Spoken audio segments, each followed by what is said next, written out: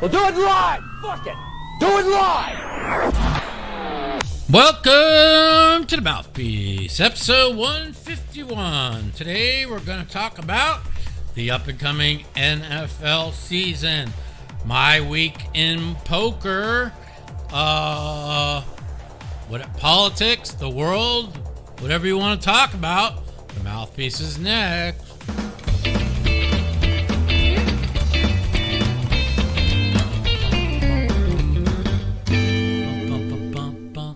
Where'd you go?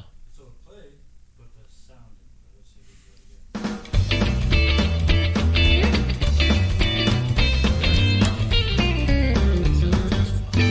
again. The intro played. They saw it. Welcome to the Mouthpiece. What's going on, everybody? So lots of things going on in the poker world. We have the Scott Ball ACR scandal. I didn't know much about it, but then I started doing reading, and I'm not going to side with Scott Ball. I mean, Scott reached out to me a couple years ago, asked me to forgive him for the things he's done, and he's working on himself to become a better person. I'm not the type of person that holds grudges, so I accepted his apology. Now all this comes out, and they're like, well, whose fault is it? Is it ACR's or Scott's? Well, I mean, 2 + 2 is 4. It's probably Scott Ball's fault. Now, it's so funny that Berkey did a big podcast on this yesterday, and then I was going to call Phil Nagy, because me and Phil are pretty good friends. I hadn't talked to him in about 2 years, and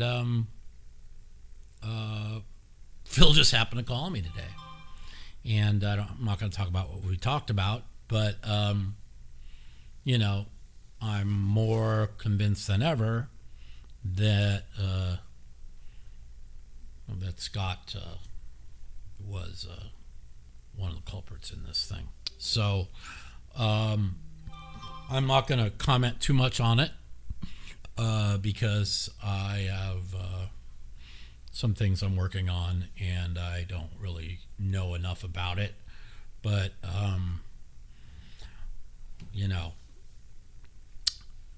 Phil said to me, I'll just leave it at this: I should have listened to you 3 years ago when you told me, and Phil is a very trusting guy, and I think very highly of Phil Nagy. A lot of people do not. I do. And I'm usually pretty good with people, so I'll just leave it at that. So I don't really want to touch too much on the ACR situation right now, but we'll go to that in a little bit. The NFL season is coming up, and me and Phil Hellmuth and a guy named David Woodley and Brandon Cantu are doing a sports podcast where we pick the NFL game, our best pick of the week. We've got a pretty good poker. We have a pretty good sponsor that Phil has a deal with called Splash Poker, or no, Splash. What's it called? Splash. It's like a sports site. Hold on. Hang on one second, guys. Phil, I'm doing the podcast. I'm going to call you back, okay? Okay, thanks, buddy. Bye.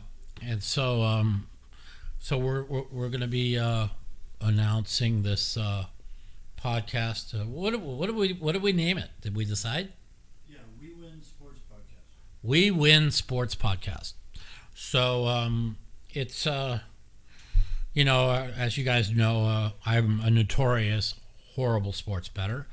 But as you listen to my show, last year we went 13-4 on our top week picks, and or 13-5, and 12-6 on our second best picks.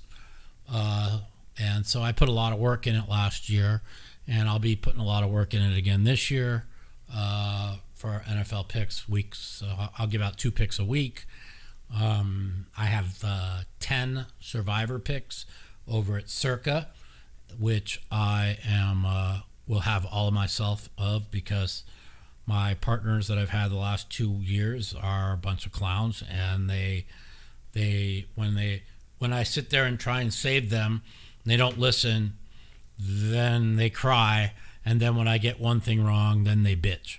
And so I'll just win the 10 million by myself, and then when they all want a piece, I'll be suck my dick, and so that'll be that. And so I'm pretty excited about that. Poker is good and thriving. Had a really good week in poker. I think I'm playing a little bit smaller, and I'm kind of easing my way back into it because I took a month off. Let's see, I think I made,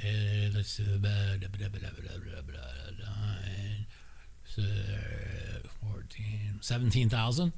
Not bad. $17,000 a week's not bad. Hopefully next week we'll pick up maybe 30 or 40, and we'll get back. We're just kind of wheezing my way back into it. So let's see what else is going on. I told you guys I've been in a lot of pain. Got an MRI on Thursday. I went out Friday night to comedy club, had fun. I actually drank for the first time in 11 years.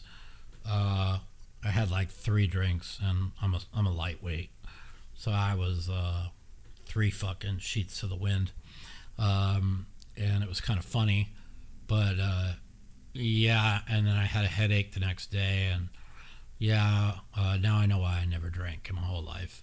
So I had fun, a lot of fun, a lot of friends. The comedy was really, really good. We went to the Dirty at 12:30 at the South Point.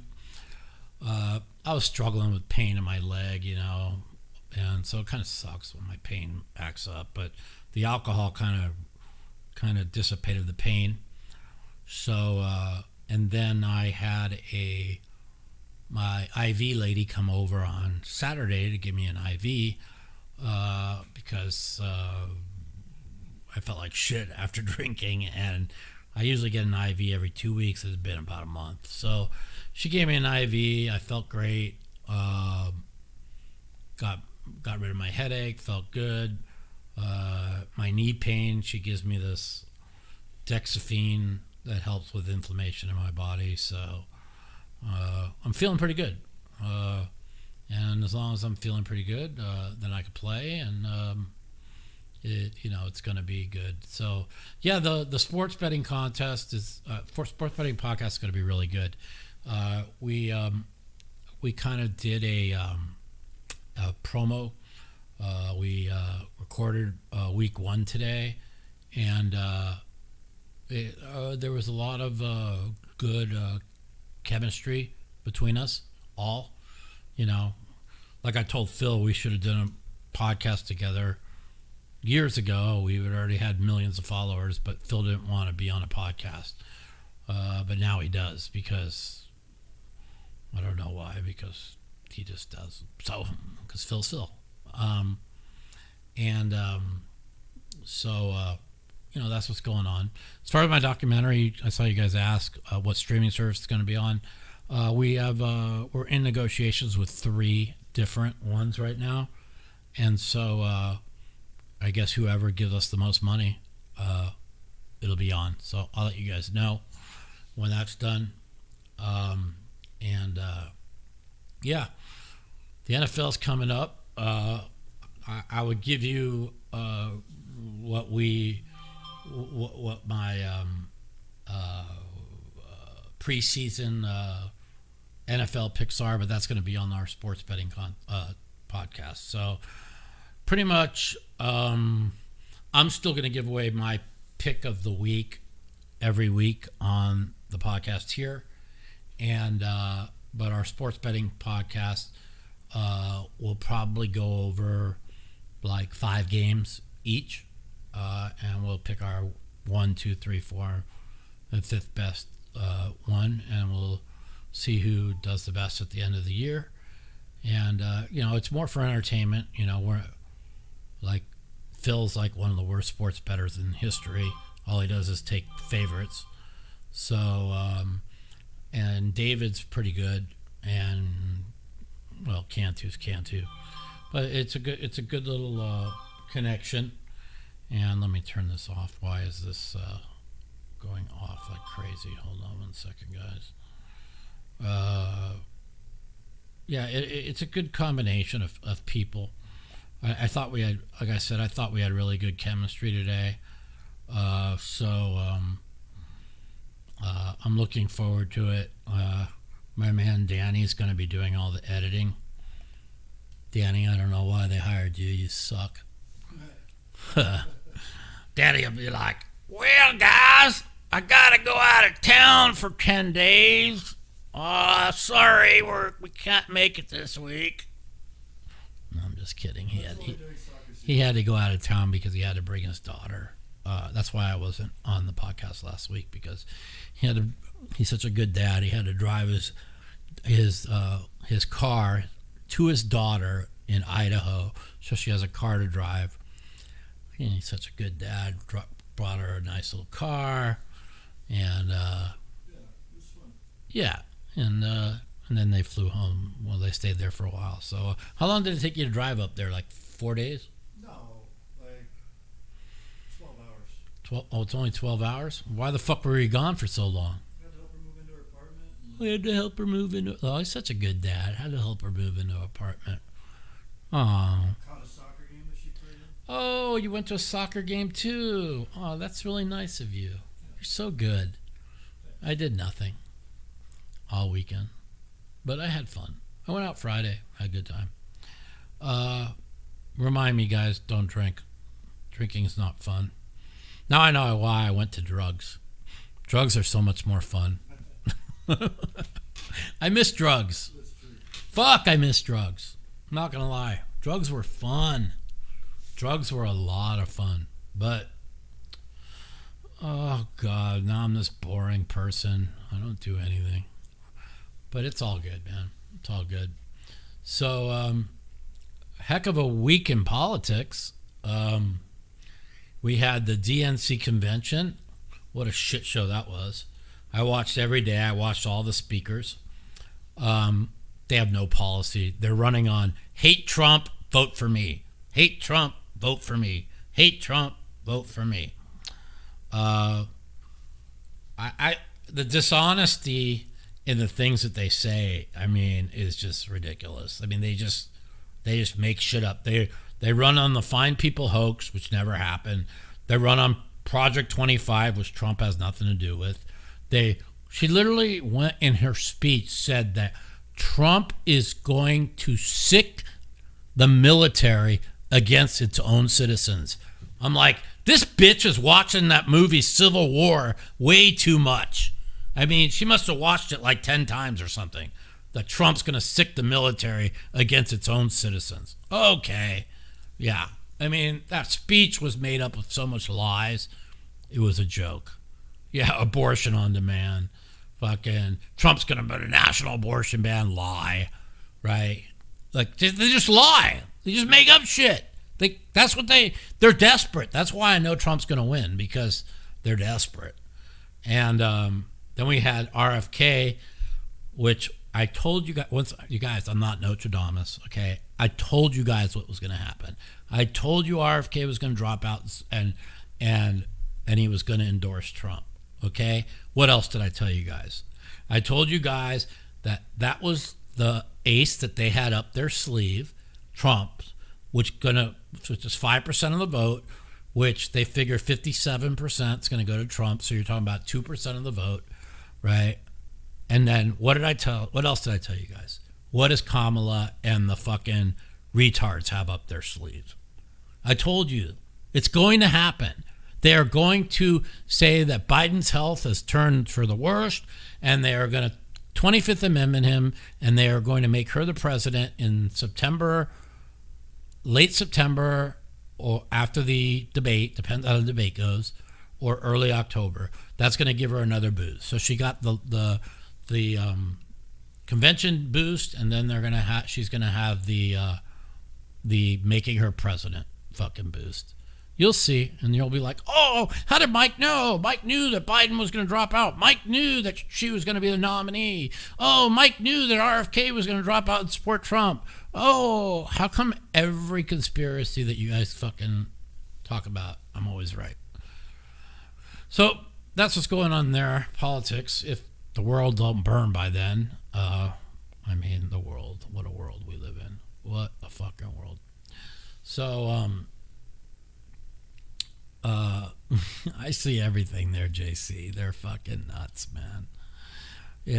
I don't even care that they're nuts. I don't even care if you disagree with me on the politics. I care that free speech is really on attack. It came out today that the Biden-Harris administration forced Facebook to censor like all the shit about COVID-19.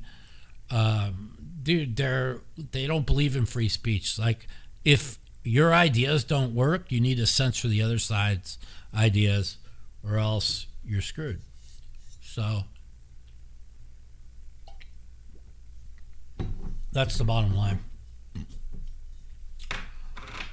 You're not voting for Trump the man. You're voting for against one side, because one side is against free speech and one side is a bunch of communists. That's all. Nothing else to say. I don't care if you like Trump. They make it out, oh, a month ago, Kamala, so bad. Kamala, worst vice president ever. Kamala, unelectable. We don't know what to do with Biden because Kamala, unelectable. Now, Kamala, Princess Diana. Kamala, next coming of Christ. Media. Fuck you. That's what I have to say to that. Now, let's see what else is going on in the world. Sports is nothing. It's kind of dead right now. We have nothing until football starts. And we have college football next week? College football next week, NFL the week after. Dan Bilzerian and Candace Owens are out of their fucking minds. I literally text with Dan and said, you're out of your fucking mind. The information that you're spewing has nothing to do with the Jewish religion. The Talmud is like that you're preaching is like the crazy part of the Quran. You know what I'm saying? Like, nobody believes in that. Nobody in Israel believes in the shit that Dan Bilzerian was blasting, except maybe, let's say there's 9.2 million people in Israel. There might be like 10,000 that believe in the shit that he was spewing. And Candace Owens, wow, she really destroyed her career. I mean, they're now two fucking Jew haters. Well, they're praising me about the Scott Ball situation because I told everybody what he was, you know. And again, 2 years ago, we put our differences aside and I accepted his apology. And I was hoping that was the end of it. You know, he'd won a couple bracelets. He'd been doing well in poker. He told me he wanted to turn his life around. He wanted to be honest. You know, once a fucking scumbag, usually always a scumbag, you know what I'm saying? But I give people the benefit of the doubt, you know, and I think that it's really important in life to give people the benefit of the doubt, and I believe in second chances, you know. That's why on the on the internet, you know, people bring up things that people posted 10 years ago, and then they want to vilify them, right? Like, I don't want to live in a world where people are vilified for some tweet they sent out 10 years ago. You know what I'm saying? It's just like people evolve, people become better, you know? And I believe in second chances. I mean, I don't know if you guys are old enough, some of you are old enough to remember, like, Steve Howe for the Dodgers. He got like 5 chances. He did cocaine like 4 or 5 times, and they kept giving him another chance, you know? But like nowadays on the internet, it's like you make one mistake and they hold it against you. Oh, look at this. Look what Mike tweeted like 12 years ago. Well, first of all, I'm always careful what I tweet, but I'm just saying, like, I look back at this guy that got drafted in the 4th round in the NHL draft. Like, he said something like homophobic when he was like 15, or no, I know what it was. He picked on some kid in school when he was like 16 or 15, and he got expelled for it. And so then when he got drafted, the parents of the kid like held it against him for picking on this kid, and then the team that drafted him dropped him. And then last year, the Boston Bruins wanted to sign him, and the public outrage over what the bullying of this kid in a tweet when he was 15 years old, and so the Boston Bruins couldn't sign him. Like, who wants to live in a world like that, where you say something on Twitter or on social media and it's vilified against you for life, you know? It's just a world I don't want to live in, man. It just is. You know, my problem is I give too many people second chances and third chances and fourth chances and fifth chances, and like I did with this girl that I was dating, but her chances are all out. There's no more chances. I think it was like 9 chances I gave her. I'm done with chances. But yeah, you got to give people second chances. You know, yeah. Trevor Bauer, he was innocent, and they won't give him another chance. He was found innocent. She admitted she set him up. He has the video to admit that he was set up, and Trevor Bauer, because they don't like his politics, has been ostracized from baseball. The fact that he's not playing in baseball is a travesty, a true travesty. Guy did nothing wrong. Some bitch fucking accused him of sexually assault. First of all, he had the text that this girl wanted rough sex with him and all this crazy sex with him. And then after he does it, he has video of her in her bed next to him, like with nothing. And then she goes out and makes up a whole story and ruins the guy's life and gets exonerated. And now Trevor Bauer is out of baseball. And I think he literally did nothing wrong. You know, I mean, that's the thing is in this world, a woman could just say anything. If they get mad at you, they can say anything they want about you. They go public and people could believe it as facts, you know? I don't know. If somebody ever said anything bad about me, everybody would know it's not true if something like that came up, because I'm a nice guy. But anyways, it's pretty crazy in the world, man. Yeah, if Trevor Bauer is back on the Dodgers will probably win the World Series this year. But unfortunately, we don't have enough pitching, I don't think. Matter of fact, I know we don't have enough pitching. You know, our fucking relief pitching sucks. We have so many injuries to our relief pitching, and our starting pitching isn't very good. Now Kershaw looks like he's coming around, so maybe he'll be the old Kurt. He's had 2 good starts in a row, so we'll see what happens there. But I really think the Houston Astros are going to win the World Series. As crazy as that sounds, they were fucking 20 games under 500 at one point in the year early.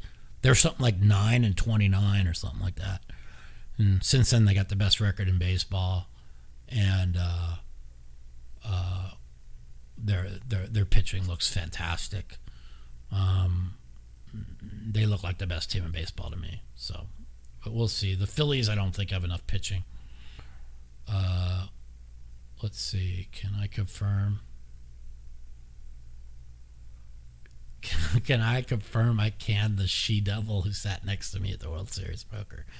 Yeah, you could confirm that. That's officially done. I don't know if she's a devil, but she sure lies a lot. I'll just leave it at that. What was Helmut's name tied to another cheating scandal? What are you talking about? Yeah, but their relief pitching sucks, man. Their relief pitch has been terrible, just like it was last year, Philadelphia. I don't know, man. I fucking had them to go to the World Series against Arizona last year, and I lost like 10K on that. Luckily, I got it back on Texas against Arizona in the next fucking series. But look, Arizona's playing good, man. They're pretty good. I wouldn't put any. They can get back to the World Series. National League's kind of weak, and the American League, National League West is loaded. Wouldn't shock me one bit if Arizona got back to the World Series. Not at all. You asked me if I'm planning on playing Hustler Casino. Yeah, I was supposed to go down this week. I told you guys that. That did not pan out. And then I was supposed to go down next week. I'm sorry, I was supposed to go down last week. Then I was supposed to go down this week. Because of me having to do my MRI, and because of me having to deal with some other issues, I didn't go down this week. But I have I just signed up with this guy for a meal plan. He's going to be bringing me like supplements and 3 meals a day. So I'm going to have like 15 meals a week because I need to lose a little bit of weight. I put on just since the series ended, I put on 13 pounds. That's what, in a month? Yeah, I've been fucking eating like shit and just chilling. But I'm going on a meal plan starting tomorrow, and I'm going to me and the guy, we talked for like an hour today, and we decided what I wanted to lose. I want to lose about 25 pounds. I hate the way I look right now, but I'm going to do something about it. So he's going to bring me supplements, meal plan, and all that starts tomorrow. So I just ate tacos and a cheese quesadilla. That's my last shitty meal that I'm eating. Well, maybe I'll eat something shitty tonight. I can't order DoorDash anymore. I mean, the meals are $12.99 each times 15. What's that? It's like fucking $200 a week. Like, I spend $3,000 a month at DoorDash. So that's going to save me a lot of money. And I'll be in good shape. I told you guys I've been working really hard. How long did it take to grow my facial hair back? Well, the World Series ended 5 weeks ago. So you tell me. Yeah, 5 weeks. I mean, actually, it grew all the way back in about 4. I had to shave it, actually, a little bit. So, yeah, I don't know. A lot of people like me without a beard. If I lose this weight, not if I lose this weight, but when I lose it with these meal plans, maybe I'll get rid of the beard. But, like, I don't know. I like the beard because, like, I'm not going to lie, it covers my double chin. Like, when I gain weight, you don't notice it as much because my beard. But I don't know. I like the beard. I never had a beard, but I like it. It's kind of... I like it. You like it? Yeah. Yeah. It kind of is distinguishing. It gives me a different look. I don't know. Let's see what else is going on. I know that Jimmy Butler's people were not happy about what Nick said about him. I know. Do I still play poker? Yeah. If you were here earlier, you would have heard I won like 17,000 last week. Let's see what else is going on. Yeah, so I'm getting these meal plans, and I am deleting my DoorDash. Literally, I'm deleting it. I'm deleting all my food apps as soon as I start getting my meals tomorrow, because like it's so easy. 51st, he was at 48 2 days ago. He's hit 3 more. He had hit 3 in 3 days. He's hit 6 in 6 days. Is that what you're telling me? Wow, that's crazy, man. That motherfucker is the real deal. He's Barry Bonds. He's the closest thing to Barry Bonds since, man, he's unbelievable. Yeah, he's pretty amazing.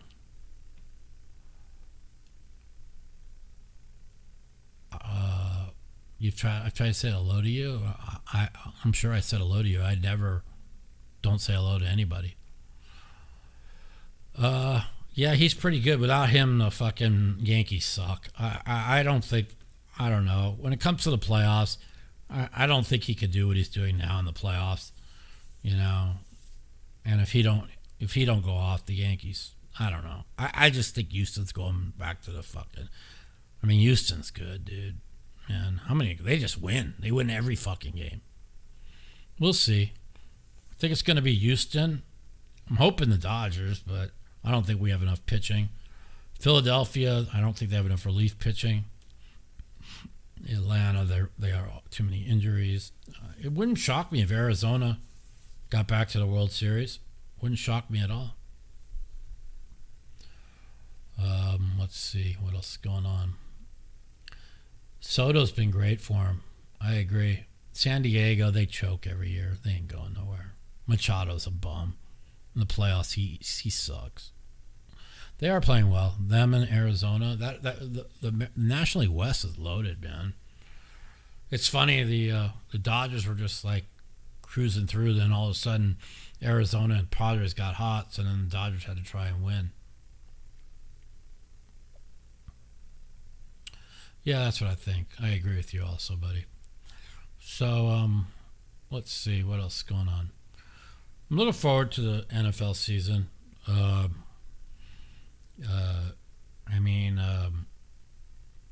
We got our podcast coming out, so we kind of discuss our preseason picks for over-unders. So I don't really want to give it to you guys now. I mean, my number one over-under is I don't know. Maybe I'm wrong here, but I really like Miami over 9.5. I mean, Buffalo lost their whole back end of their defense. Buffalo lost their two best receivers. The Patriots are woeful. And if you really believe the Jets, who won 4 games last year, all of a sudden with a 41-year-old quarterback who hasn't played in a year are going to be lights out, I just don't believe it. You know, I kind of like them under 10. But, but if they go under 10, Miami's going to go over 9.5 for sure. So that's kind of like where I'm standing. It's probably my best pick for the NFL this year in the over-unders. But we'll see. There's Splash Sports is the one we were talking about. Like I just mentioned. Oh, Splash Sports, yeah. Splash Sports is our sponsor of our podcast, our NFL sports podcast. So we'll see how that goes, and I'm looking forward to it.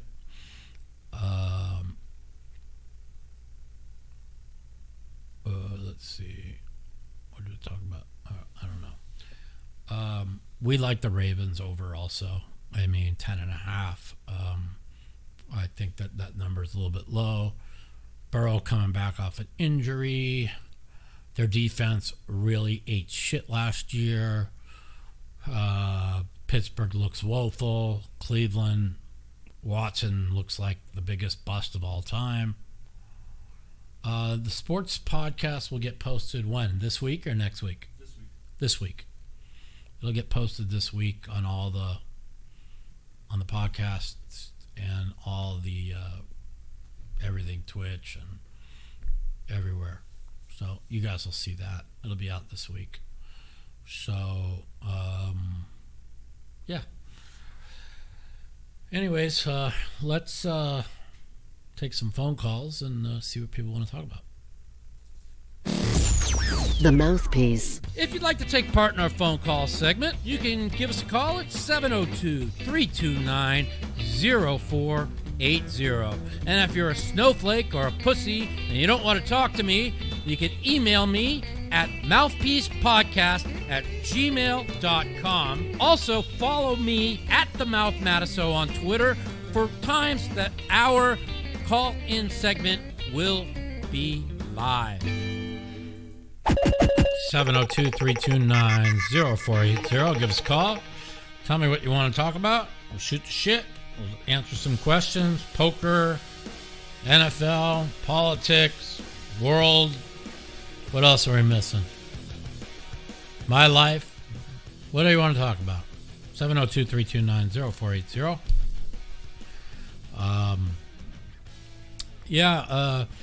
Getting back into poker a little bit the last few weeks. I feel like I'm playing okay. I really haven't put much volume in. I'm really dealing with this pain in my knee, but I'm gonna start putting some volume in this week. That I can promise you. Hey, we got a call on there. Something's wrong with our shit. We'll try talking. What? Hello? Hello? Hey, what's up? Welcome to Mouthpiece. Hey, Mike, how you doing? Good, man. How are you? Good, good. I just got a couple quick things. First, with the politics, I think Trump is going to... I'm from Pennsylvania. I think he's going to win Pennsylvania easily. I do, too. Everybody...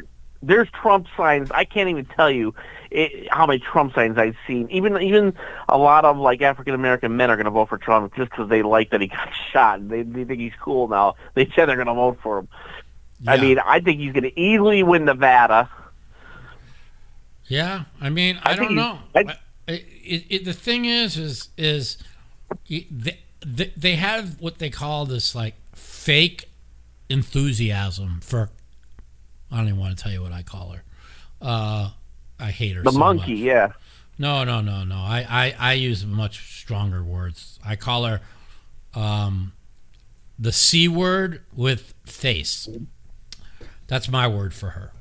And so I don't think I can't say it, you say it. Yeah.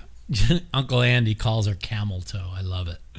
But she's so phony, she's so fake.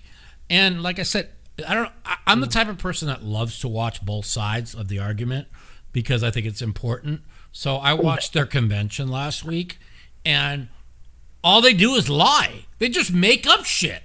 Like they just hate on Trump. That's all they do. But they make up shit. It'd be me like saying to you, like, "Hey, buddy, I saw that you were just out at Smith's Food King running naked down the parking lot. I know this for sure because I saw it." That's what the Democrats do. Like that whole speech, she made up like crazy shit. I mean, like, he's going to turn the military against its own people. And like what? Like, stop watching that movie Civil War, bitch. Like, well, I got two things on that. First of all, I didn't even stay up for her speech because I don't even want to hear her voice because her voice gives me a headache. It makes me sick too. But I'll be honest. I thought her speech was really bad. I'm gonna tell you why. First of all, she lied nonstop. Second of all, like. You watched me on the podcast. Do you ever see me do this on the podcast with my hands and this and this? She was with her hands nonstop. This as she's talking. That looks very unprofessional. Okay? No, it's important. It's important because it shows the character of somebody. If I was Trump, I would not even debate her because it's a waste of his time. Well, I think he should debate her, but like I think he's walking into a trap. I thought June 20. Exactly. ABC's a trap. ABC is Disney. Disney is so woke, it's a joke, dude. And I know what they're going to do. First thing they're going to do is attack him for January 6th. Then they're going to say, why did you insult her that she's not black, right? They're going to just bring up like just shit that doesn't mean anything. They won't bring up any policy. They won't bring up anything. You know, they'll probably give her the debate questions in advance, like Donna Brazile did for Hillary. You know, I mean, 100%. I want him to debate her, but like now so they insisted that he debate on September 10th because that's what he agreed on, right? Now they want to change the rules. They want to make his mic hot instead of his mic shut off in between sentences because they realize he loses his temper. They realize that they could get under his skin and make him say shit that'll hurt him, right? And so they want to change the rules. They insisted he debate September 10th on ABC, but they want to change the rules. Fuck them. RFK hit it right on the nose. What they did to him was criminal. Okay, criminal. And I hope that his voters change are able to flip the election. I really am. Mike, I'm telling you, Mike. I don't think it's going to be close. I know Pennsylvania very well. He's going to win Pennsylvania. That's a lock. I think so too. You here first, and he's going to win Georgia. And if he wins those two states with Nevada, he wins the election. It's a done deal. Yeah. Even if he wins just Georgia and Pennsylvania, I think it's a done deal. Yeah, pretty much. I mean, I think he still might need Arizona, but so he'll win Arizona. He's got a really good chance to flip Virginia now because RFK was polling 7% in Virginia, right? And Trump was only down. That would be huge. Trump was only down 2.4% in Virginia. So if he wins Virginia, he doesn't need PA. Yeah. So, you know, I'm very good at reading people. You know this, right? Like I've told people beside the fact I'm really good at reading people I've told people like every time Trump lies, I could tell you when he lies, right? I just know because he's got this duping delight, right? And you just know when he's telling the truth. And most of the time he's telling the truth. The only time he lies is about trivial shit like, there was 20 million people that crossed the border illegally. No, there was 10. Okay, so he exaggerates, right? Oh, there was 100,000 people at my rally. No, there was 40,000. Okay, those are what Trump lies about. Well, no, wait, hold on a second there, Mike. Yeah. There was over 100,000 people when he had a rally in New Jersey on the beach. There was actually 100,000 plus people. How many people do you think were on? This is why the whole insurrection is such a lie. How many people do you think were at the January 6th rally? Because I know the right answer. How many do you think? I don't know, maybe 10,000. There was over 500,000. Was there really? Over 500,000. There was more people. There was like for his inauguration. It goes back miles, right? And out of the 500,000, there was like 40 people that fucking caused ruckus, and probably 20 of them were fucking feds. Okay, so you know, it's just such a joke, the January 6th bullshit. But anyways, I read people and I read situations. Okay, Biden. And you want to know something? You know where Kamala Harris screwed up big time? What?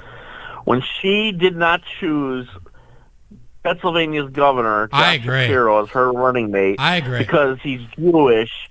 Not only did she piss off all the Jewish people in Pennsylvania, the Palestinian people in Michigan hate her, so they're not going to vote for her. I don't know if they're going to vote for Trump, but they're definitely not going to vote for her. Well, here's the thing, right? I'm as an American Jewish person, right? I'm happy they didn't pick fucking Shapiro because I'm very happy. The anti-Semitism is so bad. It's up over 6,000%. Okay, and if Shapiro would have been the VP nominee, they would the anti-Semitism against the Jews would have gone up another 6,000%.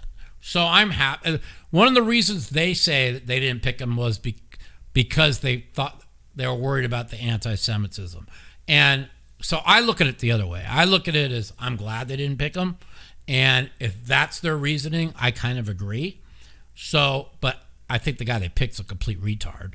So, Oh, the guy they picked is a gift to Trump. That guy's a complete nutball. He's an idiot. But he wants to put tampons in little boys' restrooms. Listen, going back to reading people, right, is, I don't know, okay, first of all, look what they did to Biden. They put him in 12:30 at night on Monday night. They just wanted him out of the fucking way. They wanted him as far away from the campaign as they could get him, right? I never thought I'd feel bad for Joe Biden, but I felt feeling bad for Joe Biden. My ex-girlfriend actually cried for him. She's like, "This is so sad what they're doing to him," right? But then when he started speaking and he went into that crazy angry rant, right? She's like, "I don't feel sorry for him anymore," because like the shit he says is like insane. And so, but then the next day, right, he did that one interview with somebody, and the truth of the matter is like they wanted him out because they were worried about down ballots, about losing this, people not voting, showing up for the Senate or the House. Listen, the only reason why Kamala's there is to save House seats and Senate seats. Has nothing to do. You could tell that they know they're going to lose. You could tell. You could tell by the body language. You could just tell. Now the Republicans are going to take the Senate back. That's already a done deal, in my opinion. But if we don't take the House back, if they get the House, Trump's completely. He's got no power. You know what I'm saying? Well, no, Mike. You got to remember something though. If we take the Senate and Trump takes the White House, you got two old Supreme Court justices that want to retire, but they need a conservative in the White House. Yeah. If Trump wins and they take the Senate, that's two more judges Trump gets on the Supreme Court. It'll drive everybody nuts. I love it. It'll still be 6-3. I mean, but it won't change. But I know what you're saying. It won't change, but it'll be younger people, so it'll last longer and more generations. Yeah. Listen, I do believe this is how unconstitutional the fucking Dems are. I do believe they'll try and pack the courts, okay, because they don't like the outcomes they're getting. I do believe that they will do what they're doing in France and what they're doing in Britain, and they will come down. They will censor all free speech. They will try and put Elon Musk in jail, right? And this is what they'll do because Elon Musk is the biggest threat to them because now they can't censor people. And what bothers me is my friends who are Democrats, they have no problems with the Biden administration censoring Americans because it's their side of the political side. Like, they should be outraged. They should be like, I don't give a fuck what side of the political side you're on. Free speech is free speech, bitches. If you don't like it, fuck you. And they should all be against the Biden administration for what they did with the Twitter files. And even today, they came out that they were Meta was pressured by the Biden-Harris administration to censor Americans, right? That in itself, they should be put in jail and should disqualify them. And for people on the left, people for Democrats to think that it's okay for what Biden administration did with the censoring tells you, they talk about maggots. I call them maggots because I can't stand the hardcore right. They talk about maggots being in a cult. Like, they're in a way worse cult. The fact that they're willing to accept free speech being censored by the president and the office of the president of the United States, and they think it's okay, and it's like, well, it's fine because it's our side, tells me that they're fucking way more brainwashed than the maggots are. So that's my opinion. So I will say, but I'm going to say on a completely different topic, Mike. I haven't seen you on a live stream in a while. When are you going to start playing some poker on a live stream? I was supposed to be down in L.A. last week. Didn't go. Then I was supposed to be in You going to set up time to go again? Then I was supposed to go this week, and I don't know, didn't go. And so I have, let's see, what's today? Is it 27th? 26th? Today's 26th. 26th. So I can't go next week because I have the RJC. Republican Jewish coalition in town. It's a big event for Jewish Republicans. Trump's going to be the keynote speaker. And I promised them I'm doing a charity tournament to raise money. I'm doing that on the 4th.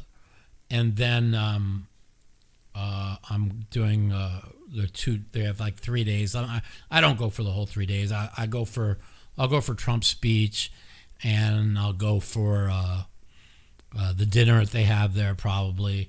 And I'm very good friends with Matt Brooks, who runs the Republican Jewish Coalition. He does a really good job. And I'm hoping that I asked him yesterday, is RFK going to be there? So he's very pro-Israel. And he said he's not sure yet. He's talking. He left him a message. So I'm hoping RFK will be there. Some people who I wanted to be there aren't going to be there. But it's their big event. All the big Jewish donors from all over the country come there for the Venetian event. And I go every year. I do their charity poker tournament for them. So I'll be there on the 4th. So I can't go next week. And then football starts. So, and I have to be in town for I don't have to be in town. I could just give my friend if I'm out of for my Sunday picks. But what I'll probably do is I'll do my picks Sunday.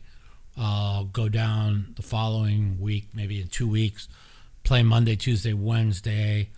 So I usually like staying there for a week over at Terrenia Resort, and cause it's kind of like being in Hawaii on the coast there. And I usually just chill over there for a week. But maybe I'll go down Sunday, and I'll fly back on Friday night or Saturday. But I'll be playing. Yeah, that's good. I'll be playing. They always make a big deal when you show up down there. It's like the Mike Manasow week. Yeah, I have a lot of fun there, and the thing about it is, I give Ryan a lot of credit. Like Ryan is, he thinks he's good at running a game. I don't think he's that good at running a game. But when it comes to putting lineups together, I think he's fucking the best. And I'd love to see you and Durr at the same table. Well, I want to play with fucking retards. I don't want to play with good players. Poker's about making money. Poker's about making money, right? So, like, when I go down there, right, it's like his viewerships go up like 2,000 or 3,000 people. And so I'm like, make sure I have a good lineup, Where, I like going down there and picking up 50 or 60 or 100,000, I don't want to go down there and lose money, or have to play. Well, you gotta have at least one other headliner with you to dance fuck that. With. No, just give me and 6 retards. Come on, man. What about you and Phil? You and Helmut? That'd be funny.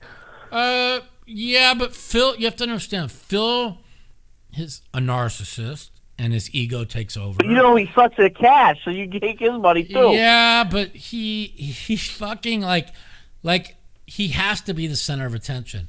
Like, he got so mad at me the last time we filmed at Live at the Bike because Bill Klein told me to wear Phil's gold jacket. So I took my shirt off and put on his gold jacket, and Phil fucking threw a fit. Now, when Bill Klein asks you to do something, you just do it because Bill Klein. It's Bill Klein. It's Bill Klein, And Phil still holds it against me. He always brings it up. Oh, last time I filmed with you, you took my jacket, you interrupted me, blah blah blah blah blah blah blah blah blah. You know what I'd really love to see is you and Negreanu playing on a table. Yeah, I talked to Daniel a lot. Daniel. I don't remember if Daniel ever even played at the Hustler before. Yeah, no, he hasn't. I can ask him.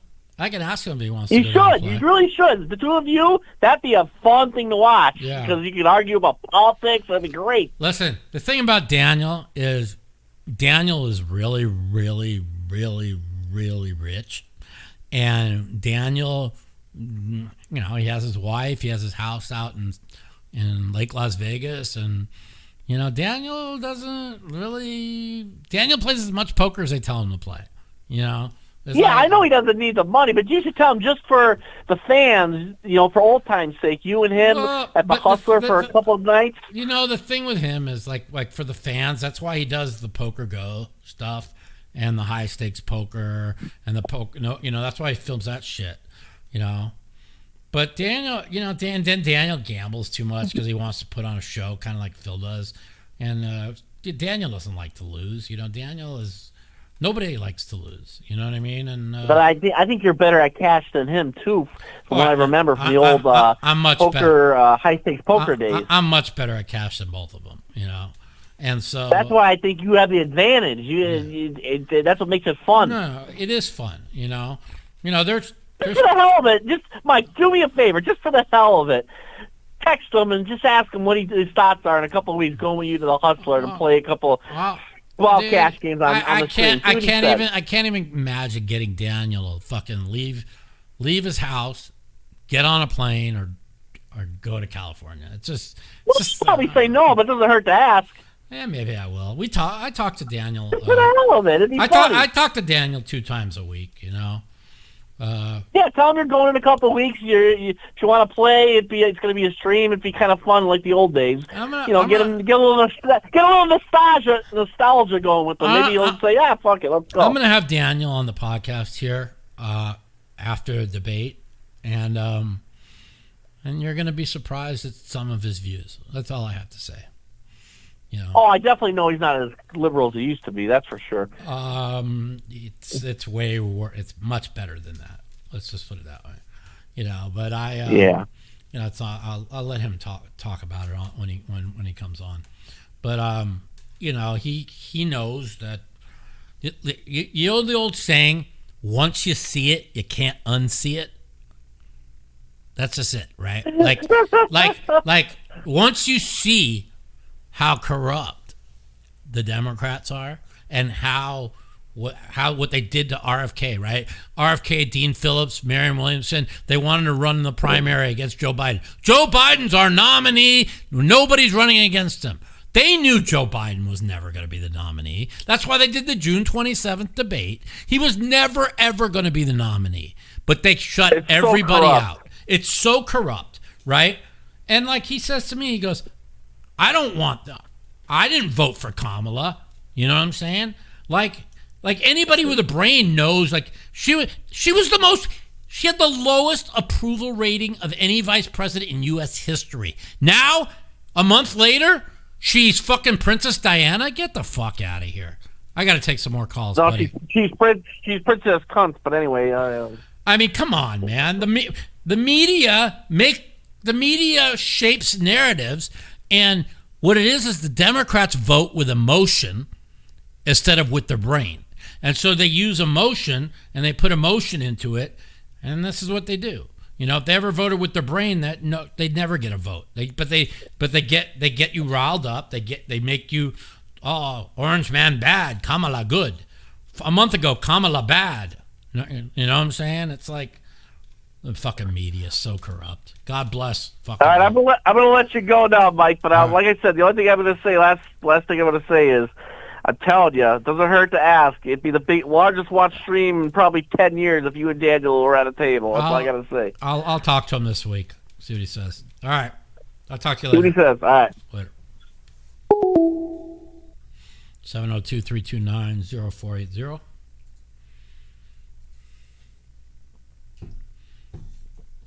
Would you say our phone calls aren't coming through? They are, but they're not ringing. We can't hear them ring. Why are they not ringing? Not sure.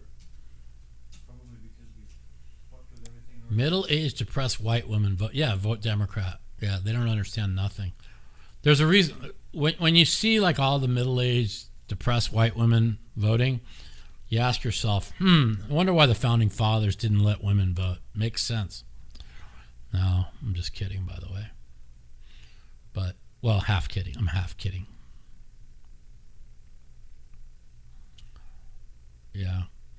The shot of Trump shooting. We had an American president fucking basically was 99.9% to be assassinated a month ago. And it's completely like it's nowhere to be found. It's like it never happened. That's how corrupt the fucking media is and the fucking people who run the world. So we'll see. The thing is my intuitions are pretty good, and I knew that Biden was never going to win in 2020. I didn't know how he was going to win, but they were going to make sure that Trump never won. Now, I told you guys that they'd never let Trump back in the White House, right? And that they'd kill him before it happened.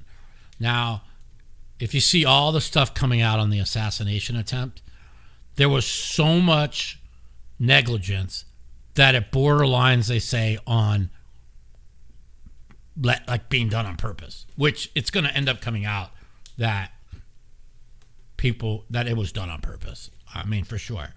And somehow he lived, which tells me, if you believe in God, that it happened for a reason.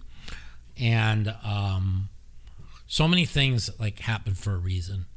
And I try and imagine, I call her CF, we'll call her CF, as president, and I don't see it, especially with that goofball. And I think I just think that it's a facade. I think they know they're not going to win, and I think they're trying desperately to win the House, and so, you know, I like everything I hear out of RFK. Like, RFK is going to be in charge of helping with the transition team. He came out today. He's going to be really working hard with the campaign, and I've been telling you guys forever that I didn't want to vote for Trump. I wanted to vote for RFK, and he's a Democrat. Like, he literally ran as a Democrat, okay, for the first 3 months, and then they fucking silenced him, so he went to an independent. Then they fucking they put like 9 lawsuits against him to get him off ballots.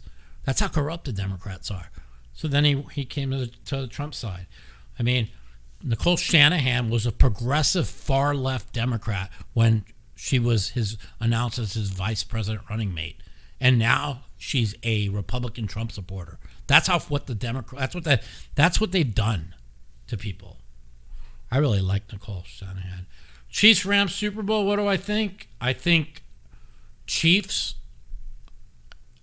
and Detroit, or Detroit and the Ravens. I think Detroit was the best team last year. I thought their secondary really struggled, but late in the year got better. They were the best team in the playoffs. The coach gave away the game. They should have been in the Super Bowl. They destroyed San Francisco in that game. And all he had to do is kick that field goal instead of go for it on 4th and 2 to begin the second half, and they would have been in the Super Bowl. So anyways, so I think Detroit's going back to the Super Bowl. I really do. 702-329-0480. I really think Detroit's going to their first Super Bowl. And I think the coach learned from his mistakes. You know, I know he's aggressive, but he has to know. He has to learn when to take the field goal and when not. You know, you're up 21. You would have been up 24. Instead of 24-0, it was then 21-7. Missed the field goal, they got a touchdown. 21-7. Now turnover, touchdown, 21-14, and the rest is history. You know, if he goes for that field goal, the game is over. They never get the punt off the guy's fucking foot for the other 7, and I think Detroit's going to the Super Bowl. I really do. I think it's going to be the Ravens. I mean, they were the best team last year. Guy fumbled the ball at the 1-yard line. I mean, Kansas City's so good. But Kelsey's a year older. He struggled a lot down the stretch. Yeah, he was good in the playoffs, but really, how good was their offense? They didn't move the ball for shit. Their defense won them the Super Bowl, you know? And that defense has won their Super Bowl 2 years in a row, and now they got receivers. And for them to have won the Super Bowl 2 years in a row with no receivers, and now, I mean, the Chiefs are going to be tough, man. I mean, the Chiefs is going to be like the Patriots every year. They're going to be in the East, you know, the AFC finals, or they're 100% in the Final Four every year. I don't know, man. I think that what's the running back they got from Tennessee? Greatest running back ever. I think him being on the Ravens is a game changer. And I really think the Ravens are the team to beat. I'll tell you what, Green Bay, they if Jordan Love plays like he did last year, Derrick Henry. Yeah. Hey, what's up? Welcome to Mouthpiece. Yo, Mikey, what's up, man? What are you doing, buddy? Shit. Chilling out at home, playing some online poker. What are you doing? I'm shooting the shit with you, and then I'm going to, I don't know, they said something happened with our recording of our sports podcast today, or didn't go through, and now we have to redo it. So now we have to redo it at 8 o'clock tonight, when I already woke up at 1 o'clock today after I was up till 6 in the morning playing poker. So I'm a little bit tired. So that sounds fun. When did you start a sports podcast? We started it today. Oh, cool. Yeah, we got some sponsorship, and we got some. We've been talking about doing it for a while, and hopefully it takes off and becomes big, And I'm gonna put a lot of work into my picks. I'm not gonna be like last year. I put a lot of work into them, and I had a good year. Yeah, you had a good record last year. Yeah. And so, yeah, you could talk about the $6.8 million I lost betting sports, but you got to remember, all of that was, I was making so much money playing poker that I just bet every game on the board for $5,000 or $10,000. Didn't give a fuck. Yeah, I never really tried. Did you do any type of research back then, or you were just like looking at something? Never did any research, dude. Never, dude. I bet every halftime, fucking first half total. I just fucking bet every game. Didn't matter. Let me ask you this though, being I'm in poker and pool world and shit. I know a ton of bookmakers. You being in Vegas, being a professional poker player, like you didn't have like inside info or like Of course pros I did. that you could have followed. No, I had the pros that I followed. I bet their games. They won. And then I bet my own and lost. Okay, I got you. I was a degen. That's why I had to quit sports betting, because like I couldn't just bet the plays that they give me, because I never bet sports to win. I bet sports for the action. For you? What's that? Just following their picks wasn't enough action for you. No. I needed it. I was sick, dude. That's why quitting betting sports was the toughest thing I ever did.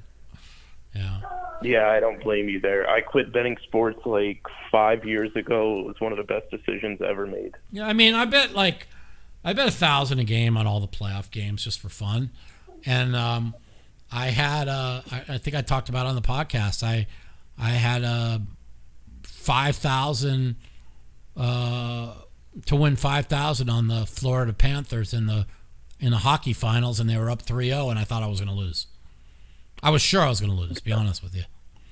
Yeah. I hear you. I mean, I almost lost. I mean, yeah, won 2-1 in Game 7, but like the way they played in Games 4, 5, and 6, I was sure I was dead. I mean, they didn't just not show up; they were dominated in Games 4, 5, and 6. I honestly have no idea what you're talking about. I don't follow. Oh, you don't follow hockey? Since I don't bet. I literally don't follow any sports whatsoever. Oh, my son I love sports. Did NFL. Watch a few games, take him to a Falcons game once in a while, but other than that, that's it. Yeah. It's funny when people say, "Oh, that's not quitting." Yeah, when you bet like a playoff series for like 2,000, that was the biggest bet I had made in like 8 years, like the 5K on Florida. And you bet like 2K on a series, and then you bet like 500 or 1,000 on the playoff games. I could bet 1,000 a game the rest of my life and never go broke. But well, people like to split hairs and shit, man. Like I could say, like I bet the Super Bowl last year, even though I say I don't bet sports. Right. Like that's not a big fucking deal. Yeah, when I say I don't bet sports, that means I don't wake up every day and look at the lines and fucking say, I'll take 5,000 on this. I never look at a line any day of the week. Ever. The only time I bet is $1,000 a game on when the playoffs come around. Like when the baseball playoffs come around, I'll be watching every baseball game and I'll have $1,000 bet on every game, right? And if I win or lose 5,000, I win or lose 5,000. I don't care, you know. These people. What's your win rate at that? What's that?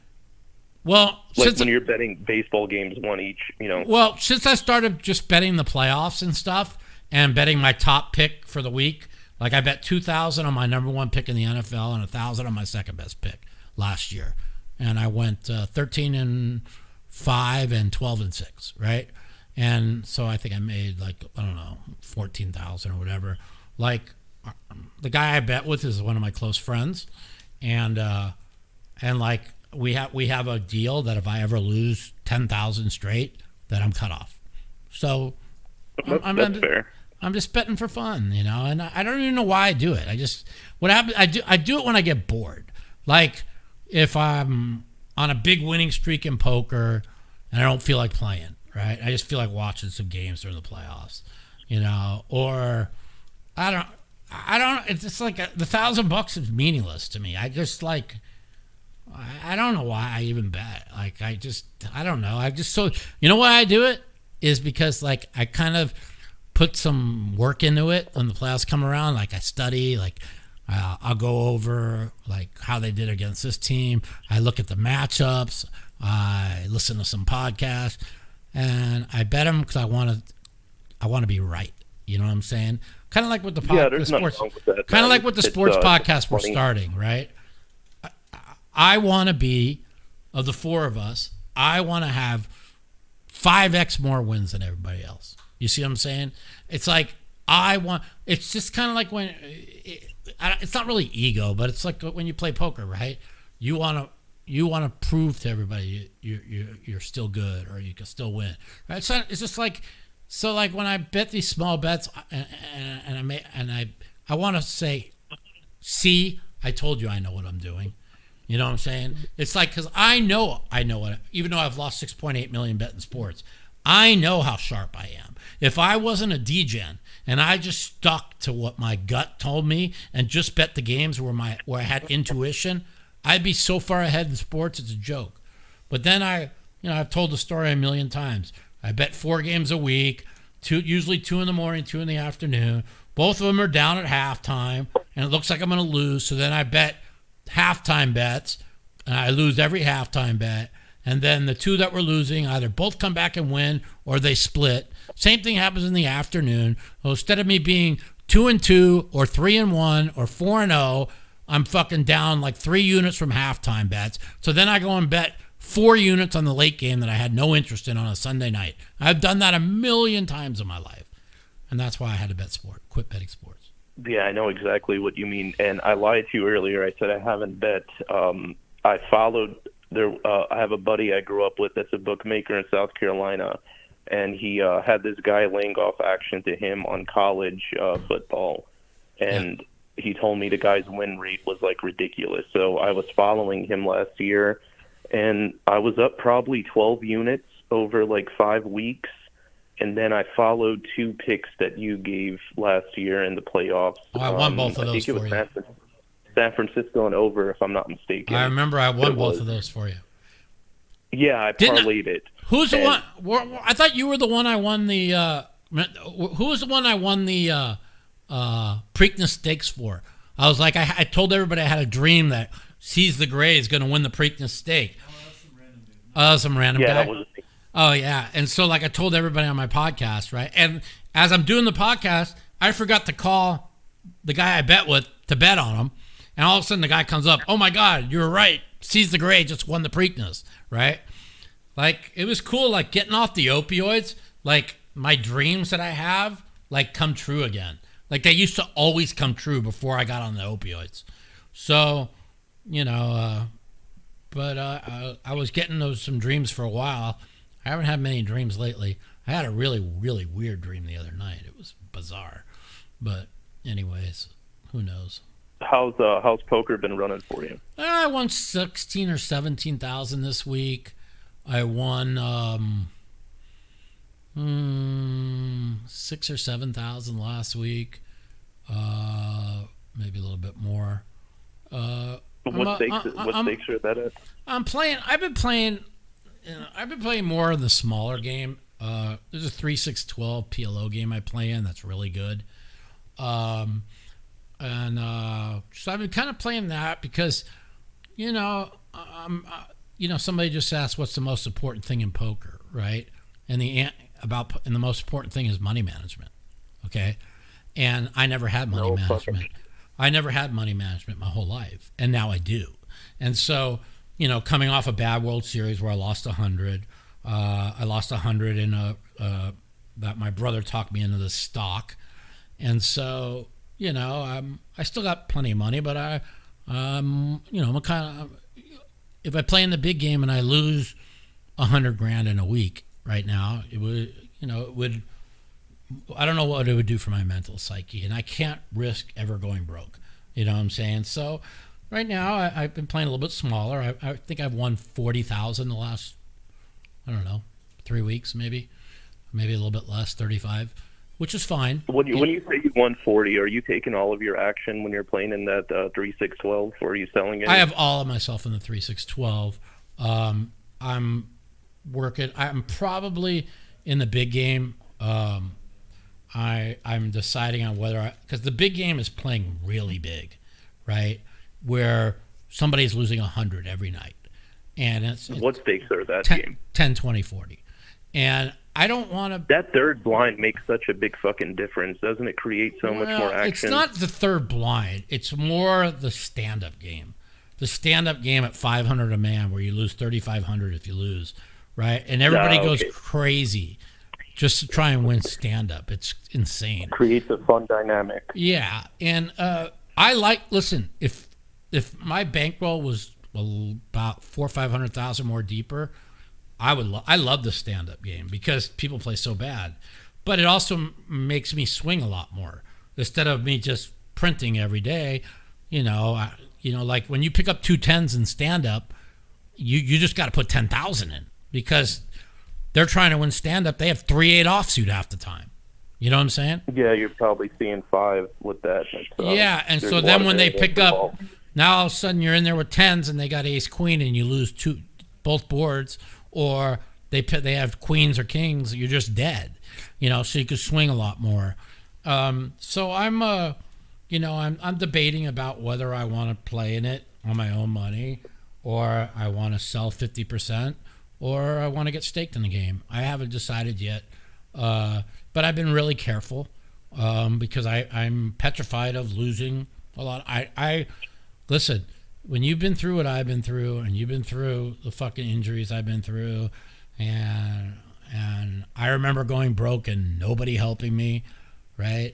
I'm not going broke again. And so if I have to play smaller for a couple months and pick up a couple 100,000, I'll do that. You know what I'm saying? I don't It's not care. fun being broken out of action, bro. I don't care if I win 500,000. I care if I lose 100 or 200. I live life beautifully. I don't have to worry about my bills being paid. I don't have to worry about. I could sit there and lay in my fucking bed for a year and not have to worry about shit. I could, or even 2. I remember what it was like when I was broke and how nobody was there for me. And I can't live like, I can't, that thought sticks in my head more than all the millions I used to win. Because once you have $1 million, the next 2, 3, or 4 million don't change your life. You know what I'm saying? And nothing changes your life. But when you have, so I've heard. But when you go broke, or everything changes. You know what I'm saying?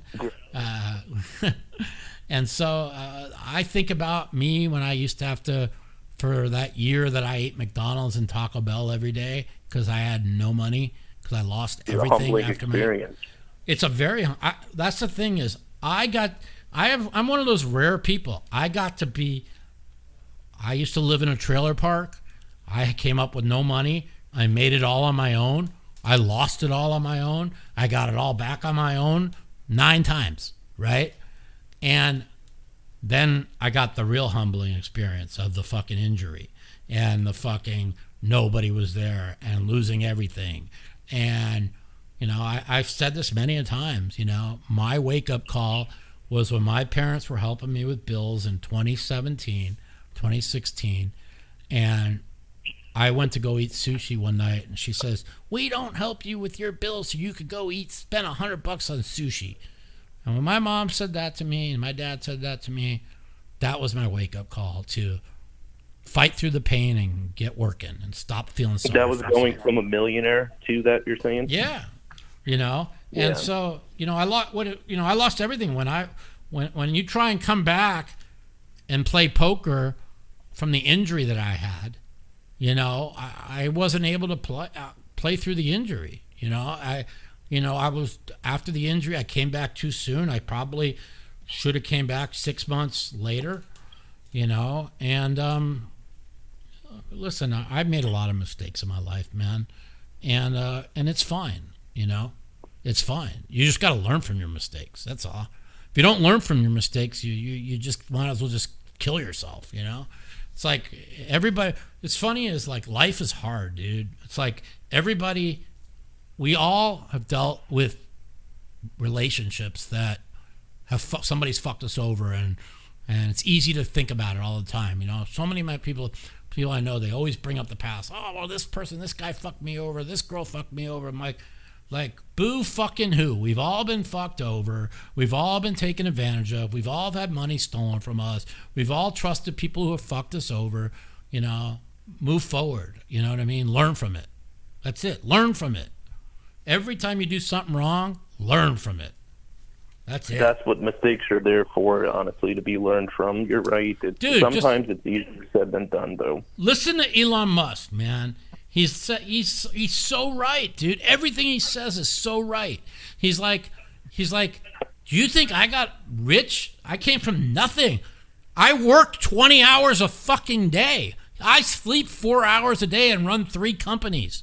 Nobody wants to work. He fired 80% of those fucking Twitter people because they didn't want to work. He's fucking running a company with 80% less employees, and he's got and his whole team works hard. And I guarantee you that he pays that team triple what he paid them before because they work hard. My dad taught me at a young age, work hard and you'll have nothing to worry about in life. That's it. That's it. And what do the Democrats tell you? They tell you, oh, you're black or you're Latino and you came from poverty and you were not born with a equal spoon in your mouth, and vote for us and we'll give you equity and we'll make it equal for you. No, go to work, motherfucker. I read the story about this guy who from 2016 to 2020 drove Uber for 16 hours a day. Okay, 7 days a week. Put away the money, went to school, went to college, and now he's out of college and he's got just got a job for like $350,000 a year. I think it was $340,000 a year. You work. There's nobody in the world, in the United States of America, that doesn't work hard, that can't be a millionaire in 10 years. Okay, stop fucking. What's the problem? Everybody on social media envies everybody else. What do? They're jealous. Covet. What does 10 Commandments say? Thou shalt not covet. Right? Don't worry about what other people have. Right? Go out and work. Unfortunately, that's just the culture in America, though. Unfortunately, well, this is what we've turned us into. This is what the media, our corrupt media, and our fucking political parties have turned us into. That's why I'm a big RFK fan. Get in fucking shape, work out, go to fucking work. Like they're telling you don't work, they're pussifying America, man. It's a fucking joke. Yeah, I can't disagree with you on that. The truth is that we all have this, like you were saying, we're taught to have that victim mentality and expect something. But you look at I played the victim for 5 years. Countries. I played the victim. Where does that get you? From 2014 to 2019, I played the victim after my injury. Why me? Why me? Gets why you nowhere me? Quick. Dude, it's like depression. How do you get depressed? Stay depressed. You sit at home and you keep thinking about your problems, right? Instead of getting out of the fucking house, going out and do something, whether it's going to the store and getting groceries, going to get gas, going to the park. You know, you sit home by yourself. See, that's what COVID did to everybody. They did this on purpose with the COVID shit. If you get everybody stuck in the house, you get everybody depressed, you get everybody dependent, you know, on the government. I mean, man, don't get me started. Everything I ever told you guys about COVID ended up being true, and it will end up being true. Just like I promise you, this assassination attempt, when it's gonna come out. I heard you say that on your last podcast. I was driving, listening to it the other day, and you're like, fact checked every fucking thing I've said, and it's not like you're this fucking genius or like Exactly. the second coming. I'm not Nostradamus. You know, if you do your homework, you know what's going to happen. You know, it's like this is way too quiet for an election year. Okay, like we had all that crazy shit that happened in the last month, but this ain't nothing, bro. If they look What are you like saying, like the quiet before the storm? correct, like, and I believe it. Daniel believes it. My friends believe it. I believe there's going to be mass. When they say globalize the intifada, they're going to globalize the intifada, okay? And there's going to be mass terrorist attacks throughout the world, okay? And I believe it's going to happen before the election, because how else are you going to get people to not go to the voting booths and mail in ballots? You got to scare people. I sure hope you're wrong about that. I pray to God I'm wrong. I pray to God every day I'm wrong. But if it looks like Trump's going to win, I'm telling you, dude, you have to remember, Israel got attacked on October 7th, okay? They didn't retaliate for like anything for like 2 weeks. On October 8th, 9th, and 10th, there was hundreds of thousands of people marching on Washington screaming, globalize the intifada, death, from the river to the sea. Where'd all these people come from?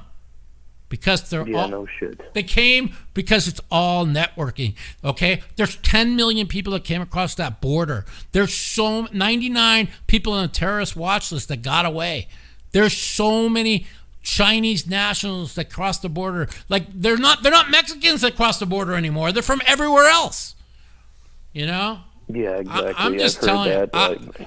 I'm telling you, I hope I'm wrong, you know? But what's going on in Europe is crazy. What's going on in Britain, you know, the fact that they're arresting people for Facebook posts. That's what's coming here, guys. I mean, if you're for the Censorship Bureau, which are the Democrats who have already been caught with the Twitter files censoring Americans, they now were Mark Zuckerberg came out, said he was forced to censor from the Biden White House. Okay. This is what's coming. They are going to take away your ability, your rights to say things. This is why you don't need to like Trump to vote for him. I do not like Trump, and I'm voting for him. It's not about fucking Trump. It's about freedom. Everything. They're screaming at their convention, freedom, freedom. They're the ones taking away your freedom. Yeah, no shit. Me and my wife both have never voted a day in our life, but I made sure that we were registered this year to be able to. Because very important. America can't stand another 4 years of this, God's honest truth. The Not thought just process the social of issues cackling. it's just the economy itself as well. Here, somebody wrote, Ben Shapiro wrote something really on a tweet today. It was pretty cool. He said, this election is about you remembering what happened in the Trump administration and you forgetting what the Biden administration has done to you the last 4 years, which is what they're doing. They threw the old man under the bus. They put him at the 12:30 time slot on Monday, told him to get the fuck out of here, right? And she has completely distanced herself from Biden. I told everybody on this podcast for fucking 3 years the guy had dementia and was brain dead. Oh, it's a right-wing talking point. Dude, I knew they were hiding him in 2020. He ran a fucking campaign from his basement. Now they're hiding her, and she won't do any interviews because they know that when she speaks in word salad. You know? No shit. It's like... pretty convenient. How could anybody, if you're a Democrat, right? How could you sit there... Don't you want to know? Like, one thing I'll give respect for. You know the guy Sink that runs the Young Turks, okay, the far left group. He has called them out, straight out. He said straight out, called them out. Kamala, you need to do interviews. We are here to pick our next president of the United States. You don't get to avoid the fucking interviews. Dude, that's you. But people are stupid. They vote with emotion instead of their brain, And if, like Kamala, they're like, oh, she's going to have to do interviews or she's never going to get elected. Oh, I'm telling you right now, she's going to run this interview this week with her running mate. They're going to be softball questions from whoever they're from, and she won't do any other interviews. Look, I mean, Elon Musk, she called, Elon Musk is a far-right extremist. Well, he invited her on. He invited her on to do an interview with him. She turned it down because she can't fucking talk. She cannot speak English. She speaks English and rhyme. The only way I could see that they could win the election is with the immigrants and everyone they let in the country, and basically as far as what they did last election. How about this is not a fucking joke. The Republicans put a bill forward that only U.S. citizens can vote in the upcoming elections, and all the Democrats vetoed it. That's all you need to know. You don't need to know anything else. Just like Elon's been saying for 2 years, all the people they let in, that's a voting block. Those are voters. Give me a break, man. Because they know. You know why they needed to get 10 million people in? Because they know what the true vote count was in 2020. They know. There you go. That's all. You don't need to. That sounds way fucking easier to believe than her fucking winning it, right, in a fair election. Well, that's another reason why they had to get rid of Biden, because they knew that they couldn't say Biden got 81 million votes again. See, so now they have the media. They have the media propping up this fucking worst vice president in history, the most least liked person in history, the most unliked. He hated her. It's the first woman African American. Correct, which I told you they're going to run on identity politics, and I told you they are going to make her president before the election. If it's close, they need a bump. They'll get it there. Okay, like I talked to somebody today who's on the left. Okay, and I told him the $15,000 bet I have with Phil, which is Biden will not finish his term. And he told me I'm a big favorite. He should ask Phil if he wants to buy out for $2,000. That's how sure he agrees with me 100% that that's what they're going to do. Because think about the bump they're going to get. What happened with the bet you took to arbitration? We never took it to arbitration because Phil's like, we got in a big fight about it today again because he brought it up to me. Because he decided that I'm not going to make you pay. Forget the bet. Right, and then today we got in this big fight. He brought it up to me. I go, and I got a really big fight with him. I'm like, dude, you twisted the words around when you fucking approached him about what we were talking about and what the bet was about, And so, whatever. We got actually right before the podcast started, we got in this massive fight over it. Right, because y'all decided to call it a wash, though. He called it a wash, but then he decided to bring it up like I was screwing him out of money, right? and he set me off the deep end. We got in this massive fight, like 5 minutes before the podcast started, and then he called me to say something nice, and I haven't got back to him since. But it was like, boy, he set me off really bad. I was like, that's why we were a little bit late starting the podcast today, because I was so mad at him. It was a joke. So.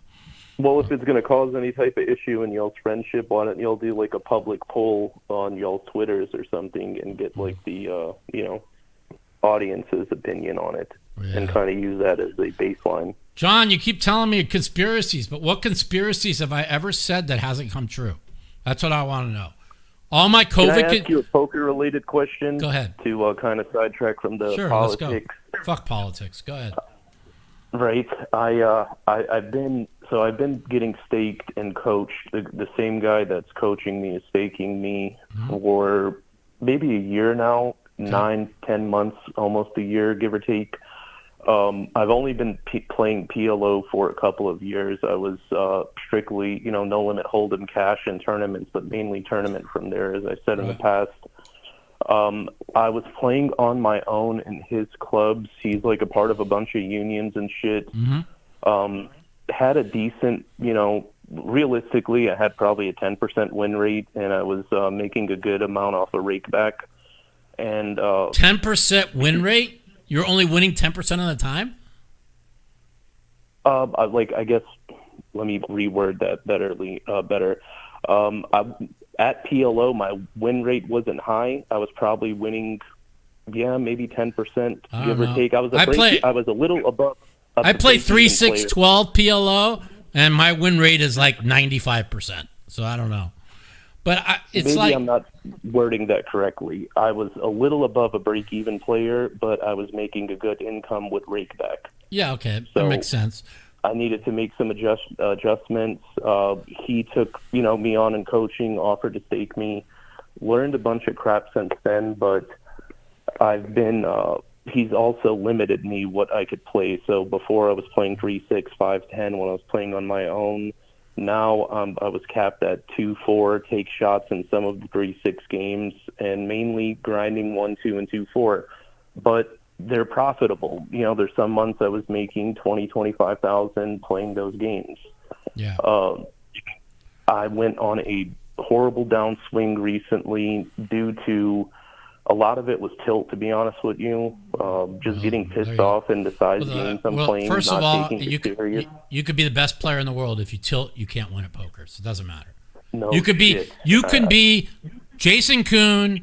You could be Peterson. You could be Chance. You could be the best player in the world. If you tilt, you're broke. Doesn't matter. Okay? Doesn't matter. David Benjamin's one of the top 10 players in the world. He's broke. Why? Because he's got a tilt factor. Okay? You cannot survive tilting in poker. Okay? I never tilt. Ever. Ever, ever. Sometimes I'll tilt for one hand. Okay? And that's about it. But that you cannot tilt in poker. Now in sports, I used to tilt all the time. That's why I can't bet sports. When you're sitting there when you're laying 6.5 and I'll give you an idea. Let's just go back to last year, the Giants against the Rams. I will never forget it. I laid 6.5. The Rams were up 7 with 22 seconds to go in the game. The Giants couldn't move the ball. They had 3 points the whole game, and they run the kickoff back for a touchdown and tie the game, and the Rams win by 3 in overtime. Like shit like that sends me on full blown tilt. You know what I'm saying? Like. You can't lose. Like a kickoff return happens like once a fucking year. Yeah, I hear you. So, but what happens in poker? Get to me so much, especially because he emphasized this earlier that it's not my money that I'm playing with. So why am I letting it affect my emotions? But how many times can I get it in 90-10, run it twice, and lose both of them? Shit like that. Well, that's the thing. It's like when it's not your money, like when I'm playing for somebody or I'm selling half of myself, I play 10 times better. I don't even tilt one hand because I can't stand the thought of losing somebody else's money. Exactly. If I tilt somebody else's money off, oh my God, I would kill myself. So it's like. You just can't tilt, man. Listen, you guys. I don't know if you watch Hustler Casino. You watch Boogie. He fucking tilts his face off, right? He's one of my good friends, right? And he's like, I won 13 sessions in a row. I said, good for you, Boogie. You won 10,000, 15,000, 12,000, 13,000, 15,000, 13,000, 12, 8, 9. Oh, you just lost 200 because he tilts his face off. And I told him, I've been telling him for 2 fucking years, when you're winning and you're playing good, never quit. When you're losing and playing bad, quit. Okay? I used to do the opposite up until 2007 or 8, right? I used to play for days when I was stuck. Now, why am I winning? Okay? I lost 8 out of 10 sessions in the last 10 days, and I'm up 15,000. Why? Because I fucking took a beat on the very first hand I played. I lost 700. I fucking quit. I took a fucking beat for 2,200. I bought in for 2,000. I took this brutal beat. I quit. Right? Now, I sit down. I win. Right? So I lost 1,200, 800, 700, $2,500, $900, and I won $8,000, $9,000, $15,000. You see what I'm saying?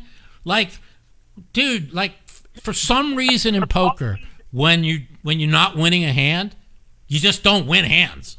When you start winning hands, you just win every hand. Like the day I won $100,000 on Hustler Casino and flopped 6 sets, right? It's just the way. I don't know why that is, but with me, It's streaky.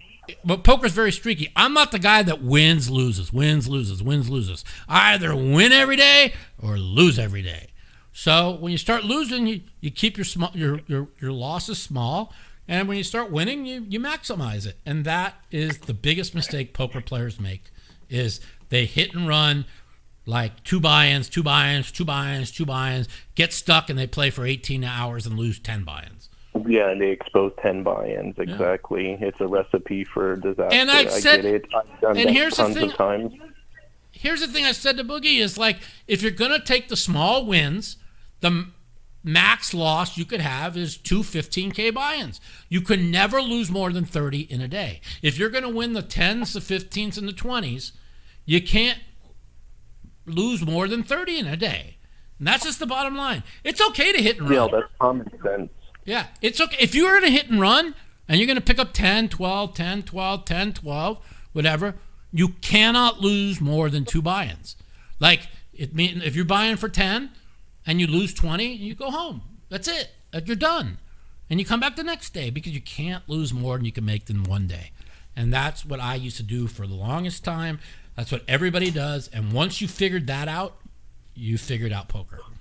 That's it. Well, that's what fucking pisses me off. I've been playing for 20 motherfucking years, and like, how do I not have these things ironed out by now? Like, why do I still have this? I have no idea. I got rid of my tilt factor in 2006.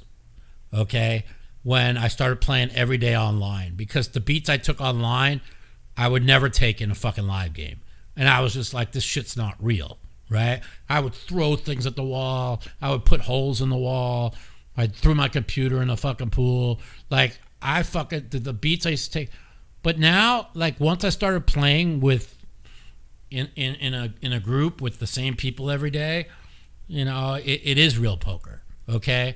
And that's why I never trusted online poker, because there was too many shady things that I've seen happen, you know? When you play with the same group every day, you don't have to worry about shit, you know? It's just like, I don't know. I nothing ever bothers me ever in poker. I don't take a beat that if I take a beat, I take just brutal beat and I get stacked for like 10,000 with aces against kings and he hits a king on both boards. Dude, I just snaps it out and I throw things around the house and then I decide if I want to come back and play, you know? But you can't, it's like I told Boogie, man, if you take a bad beat and emotionally it's bothering you, just snaps it out, go walk around, go walk outside, clear your fucking head, stop until you don't think about it no more.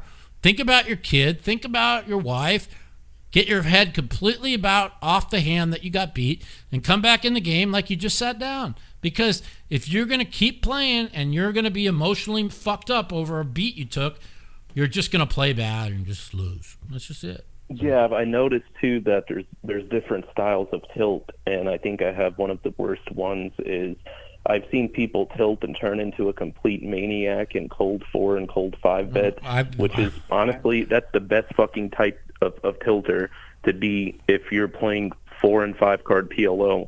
The worst type is where you're just calling every fucking hand trying to play bingo and bingo flop, because you're just giving away Correct. 4 big blinds, Correct. 5 big blinds, Correct. 6 big blinds. Correct. And if you're, by the way, if you're playing, the first thing I'm going to tell you, if you're playing 5-card PLO, quit right now, okay? I don't play much 5-card. Because 5-card PLO is all cheating online. 100% cheating, okay? That's all I got to tell you. Anybody who plays 5-card PLO online deserves to lose. Because if fucking you're playing in a 6-max game and me and you are sitting next to each other and we can see 10 out of 60 cards, they can't, 10 out of 30 cards, they can't win. You understand that? I hear you. So it's a huge advantage for sure. All right, man. It's good talking to you again. Appreciate it. You I'll as talk well. to you Take next care, weekend. man. Good luck. All right, later. All right. We are going to call it quits because I have to re-record our thing that we did earlier today. And our sports podcast will be out this week. It's what's it called again? WeWin Sports Podcast. WeWin Sports Podcast. So I love you all. Thanks for tuning in. I'm going to be, today's what, Monday? I'm going to probably try and get on here on Friday, and we'll be running the podcast Friday throughout the whole football season. Have a good week. Thanks for listening to Mouthpiece.